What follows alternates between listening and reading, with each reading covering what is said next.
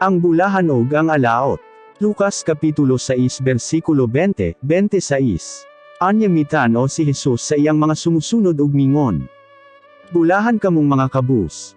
Kay sakop kamo sa paghari sa Dios. Bulahan kamong gigutom karon, kay moabot ang panahon nga dili nagayod kamo gutumon. Bulahan kamo nga naghilak karon. Kay mga tawara anya kamo.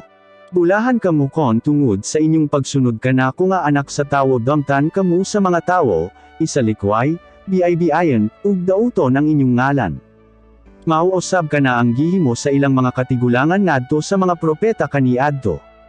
Busa kon himuon nila kanakan inyo, magmalipayan gayud kamo tungod kay madawat ninyo ang dakong ganti sa langit. Apan alaot kamo nga mga adunahan. Tungod kay naangkon na ninyo ang inyong kalipay. Alaot kamo nga mga busog karon. Tungod kay moabot ang adlaw nga gutuman kamo. Alaot kamo nga nagkatawa karon. Tungod kay moabot ang adlaw nga maguol kamo ug maghilak.